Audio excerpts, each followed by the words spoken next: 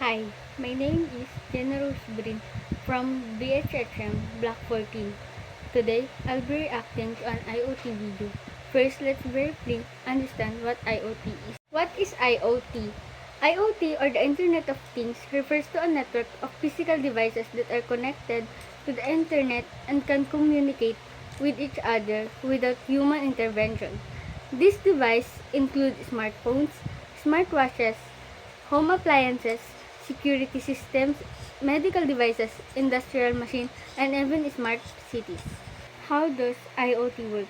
IoT device collect data through sensors, process it using embedded system, and then send or receive information via the internet. This allows them to automate tasks, improve efficiency, and enhance convenience. For example, smart home like Alexa, Google Home, or thermostats can control lights, temperature, and security system using voice commands or phone apps. Another example is wearable device like smartwatches can track heart rate, step, and sleep patterns, providing health insight. Now let's proceed to the advantage and disadvantage of IoT. First, let's tackle about advantage of IoT. Number 1. Convenience and automation. IoT device reduce manual work by automating tasks. Example, smart home system that adjusts lighting and temperature automatically. Number 2. Efficient and productivity. Businesses and industries use IoT to monitor machines, reduce downtime, and optimize production. Number 3. Cost saving. Smart energy system reduce electricity bills by optimizing power usage. 4. Improves healthcare. Wearable device can track health condition and remote monitoring helps doctor assist patients from afar. Number 5. Better decision making. IoT collects real-time data helping business and individuals make informed choices. Last one is enhanced security. IoT-based surveillance systems improve home and workplace security. And now, let's move on disadvantage of IoT. Number 1, privacy risk. IoT device collect personal data which can be misused if not properly protected. Number 2, cybersecurity threats. Hacker can exploit security weaknesses to gain control of device or steal information. Number 3, high cost of implementation. Setting up IoT devices and maintaining them can be exclusive for dependence on internet and power. IoT devices rely on the internet if the connection is lost. They may not function properly. 5. Complexity and compatibility issues. Different IoT devices use different standards, making integration and troubleshooting difficult. Number 6. Job losses. Automation in industries replace human workers, leading to unemployment.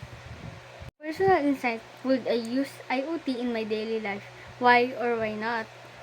For me, yes, I would use IoT in my daily life because it makes everyday tasks easier, more efficient, and more convenient.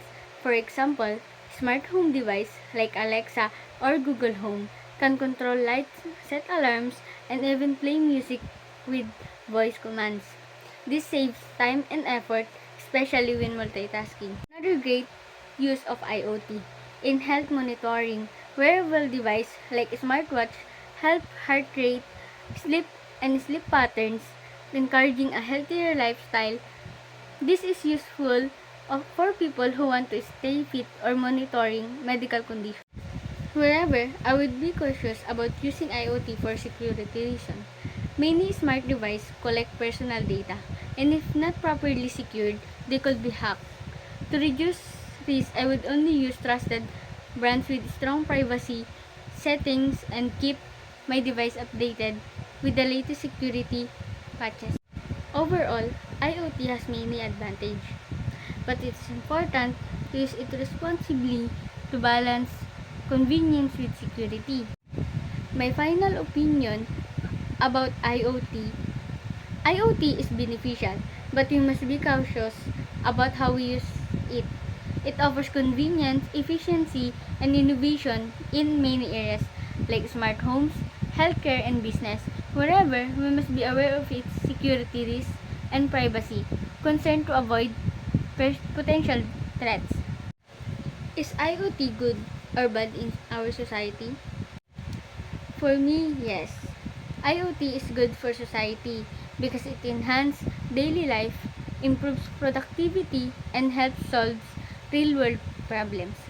As long as we use it responsibly and prioritize security, IoT can continue to bring positive change to the world.